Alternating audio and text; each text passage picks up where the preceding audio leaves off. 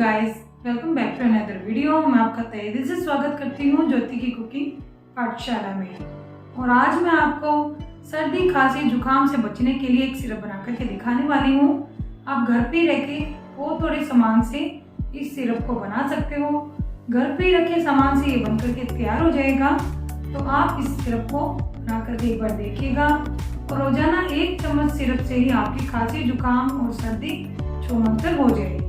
तो चलिए बनाते हैं खांसी जुकाम और सिर दर्द के लिए, सर्दी के लिए एक सिरप।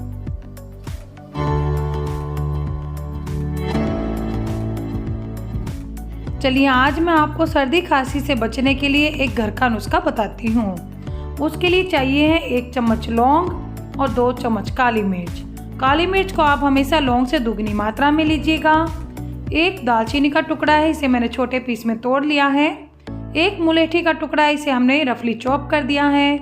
2 चम्मच अदरक मैंने कद्दूकस की है और 25 से 30 तुलसी के पत्ते हैं, इसे हमने धो करके सुखा दिया था।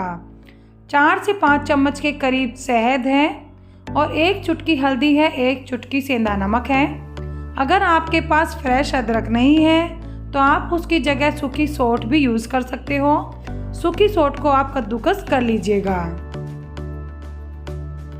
सबसे पहले हमने एक फ्राई पैन को गैस पे चढ़ा दिया है और फ्राई पैन के अंदर हमने काली मिर्च को डाल दिया है। इसके साथ ही हम लौंग को भी इसके अंदर डाल देंगे और लौंग आपको हमेशा फूल वाली लेनी है। मैं आपको दिखा रही हूँ कि आपको किस तरह की लौंग इसमें यूज़ करनी है। तो आप सभी लौंग इसी तरह की लीजिएगा। और लौंग को हमने फ्राई पैन के अंदर डाल दिया है। चम्मच से हिलाते हुए बिल्कुल धीमी आंच पर हम इसे रोस्ट करेंगे। अगर आपको चम्मच से आइडिया नहीं मिल रहा है कि आपको कौन सा सामान कितना चाहिए है तो आप कम से कम 40 से 45 के करीब काली मिर्च ले लीजिएगा और 20 से 22 के करीब लौंग लीजिएगा। अब हम इसके साथ ही साथ इसके अंदर दालचीनी का टुकड़ा भी डाल रहे हैं,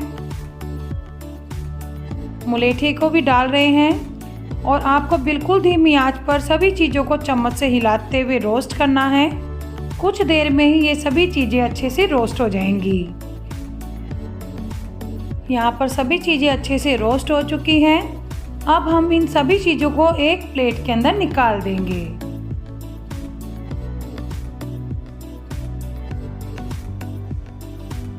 यहाँ पर हमने सभी चीज़ों को एक प्लेट के अंदर निकाल लिया है।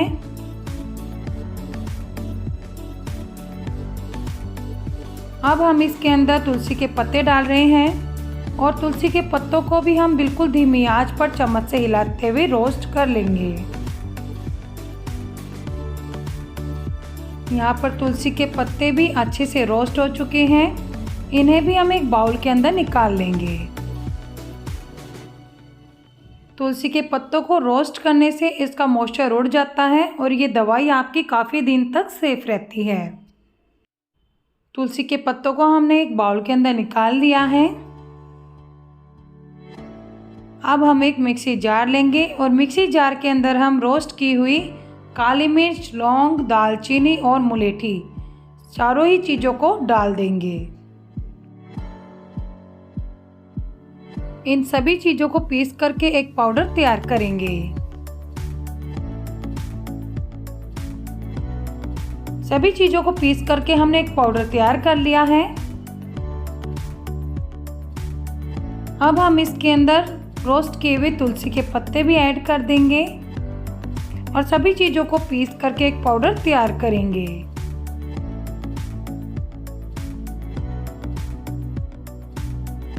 मैंने यहाँ पर सभी चीज़ों को एक मिक्सी जार के अंदर बिल्कुल बारीक पीस करके एक पाउडर के रूप में तैयार किया है। आप इसे कुंडी, खल्लड़ या फिर सिलवट्टे पे भी बारीक कर सकते हो, जैसे भी आपको पसंद हो। अब हम एक प्लेट के अंदर बड़ी छलनी रखेंगे और उसके अंदर सारे ही पाउडर को डाल करके छान लेंगे। पाउडर को छानने से मुलेठी, दालचीनी या फिर तुलसी सभी चीज़ों के जो छोटे छोटे से टुकड़े होते हैं या फिर इनके जो बाल से इनमें से निकलते हैं वो सारी चीज़ें छलनी के अंदर रह जाएंगी और सिर्फ पाउडर निकल करके प्लेट के अंदर आ जाएगा। पाउडर को छानने से बच्चे और बड़े सभी इस दवाई को आराम से ले सकते हैं। और आप देख सकते हो कि यहाँ पर हमने सारे ही पाउडर को छान लिया है और जितना भी तुलसी, दालचीनी या फिर मुलेठी का मोटा और दरदरा पाउडर था वो छलनी में रह गया है। आप चाहो तो आप इसे एक बार और पीस करके दोबारा से छान सकते हो या फिर आप चाय में इसे यूज़ कर सकते हो।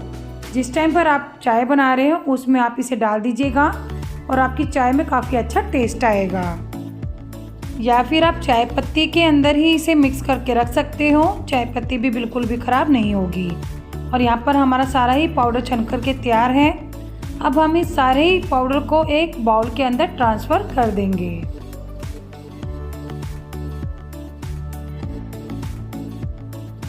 यहाँ पर हमने सारे पाउडर को एक बाउल के अंदर निकाल लिया है और एक छोटे कंटेनर में आप इस पाउडर को डाल करके स्टोर कर सकते हो।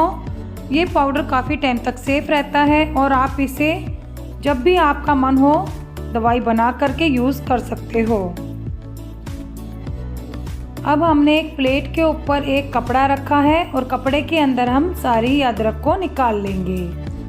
आप फ्रेश अदरक अगर यूज़ कर रहे हो तो आप इस तरह से कपड़े के अंदर अदरक को निकाल लीजिएगा और कपड़े के अंदर ही हम इसे निचोड़ करके इसका रस एक बाउल के अंदर निकाल लेंगे।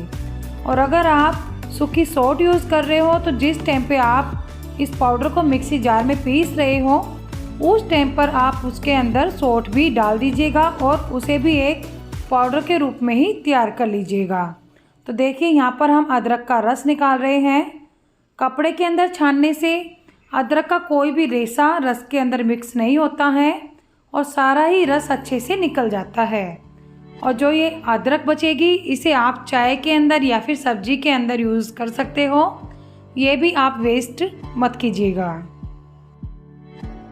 रस निकालने के बाद इतनी अदरक बची है, इसे हम सब्जी या फिर चाय में यूज़ कर लेंगे।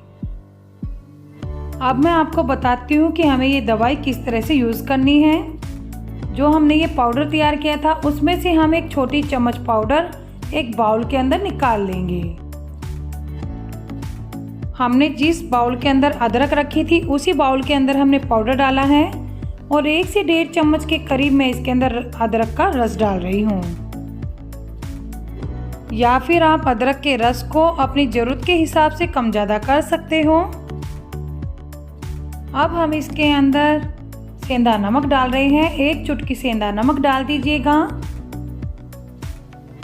1 चुटकी हल्दी पाउडर डाल देंगे। हल्दी पाउडर हमारे शरीर के लिए काफ़ी लाभदायक माना जाता है। लास्ट में इसके अंदर शहद डालेंगे। शहद आप अपनी ज़रूरत के हिसाब से कम ज़्यादा कर सकते हो। मैं इसके अंदर थोड़ी थोड़ी मात्रा में शहद डाल रही हूँ और ज़रूरत के हिसाब से ही शहद को यूज़ करेंगे। सभी चीज़ों को चम्मच से हिला करके मिक्स कर देंगे और एक सिरप तैयार कर लेंगे। मैं आपको बताना चाहूँगी कि आप जब भी कभी इस दवाई को लेते हो आप इस दवाई को लेने से आधे घंटे पहले और 1 घंटे बाद तक पानी भी मत पीजिएगा। आप कुछ दिन तक इस दवाई को इसी तरह से लेकर के देखिएगा, आपको पूरा आराम मिलेगा।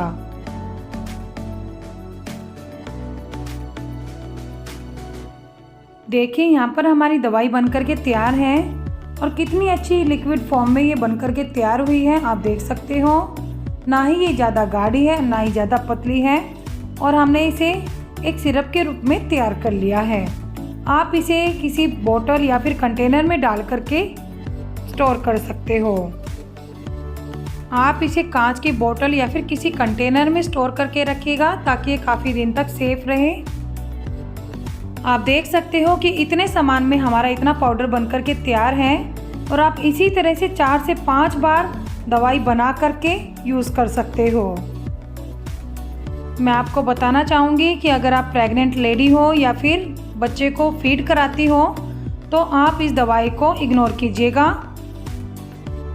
क्योंकि ये दवाई काफ़ी गर्म है और आपको इससे नुकसान हो सकता है। सर्दी, खांसी, जुखाम और नज़ले से बचने के लिए हमने घर पे ही रखे सामान से इसे तैयार किया है और बिना किसी केमिकल के आप इस दवाई को कभी भी बना करके यूज़ कर सकते हो। आप देख सकते हो कि कितनी अच्छी लिक्विड फॉर्म में हमारा सिरप बनकर के तैयार हुआ है। आप इसे दवाई बोलिए या फिर सिरप बोलिए, कोई भी नाम आप इसे दे सकते हो। और साथ ही साथ मैं आपको बता रही हूँ कि आपको ये दवाई किस तरह से लेनी है। अगर आपके घर में 5 से 7 साल तक का बच्चा है तो आप 1/4 चम्मच के करीब दवाई दीजिएगा, और 7 से 15 साल तक का बच्चा है तो हाफ चम्मच आप उसे दवाई दीजिएगा, और 15 साल से ऊपर अगर है तो आप उसे 1 चम्मच यानी कि 5 ml के करीब दवाई दे सकते हो। दवाई के आधे घंटा पहले और 1 घंटे बाद तक आपको कुछ नहीं लेना है, इस बात का आपको खास ध्यान रखना है। फ्रेंड्स, आपने देखा कि सर्दी खांसी और जुकाम के लिए हमारी जो दवाई है, मैं इसे दवाई भी बोल रही हूँ, सिरप भी बोल रही हूँ, बनकर के तैयार है और कितनी परफेक्ट तरीके से बनकर के तैयार हो गई है। आपको अगर इस सिरप में ये छोटे छोटे दाने से नजर आ रहे हैं तो आप इसे एक बार और छन्नी से छान सकते हो और बिल्कुल मार्केट जैसा आपका ये सिरप बनकर के तैयार हो जाएगा। मैंने इसे दोबारा नहीं छाना है क्योंकि मसाले ऐड करने के बाद इसे दोबारा छानने की जरूरत नहीं है। अगर आपको लगता है कि आप इस तरह से इसे नहीं ले सकते तो आप इसे एक बार छान लीजिएगा और आप भी जरूर ट्राई कीजिएगा और मुझे कमेंट करके बताइएगा कि आपका ये सिरप कैसा बना और आपको इससे कितना आराम लगा। अगर आप नए आए हो तो मेरे चैनल को सब्सक्राइब कीजिए, वीडियो को लाइक और शेयर जरूर कीजिएगा और मेरे चैनल का बेल आइकन दबाना ना भूलिएगा ताकि कोई भी वीडियो अपलोड होती है तो उसकी नोटिफिकेशन आपको मिल सके। इस दवाई का कोई भी साइड इफेक्ट नहीं है और अगर आपको कोई और प्रॉब्लम है तो आप अपने डॉक्टर से डिस्कस करके ही इस दवाई को बनाइएगा। तो फ्रेंड्स, अब हम मिलेंगे नेक्स्ट वीडियो में।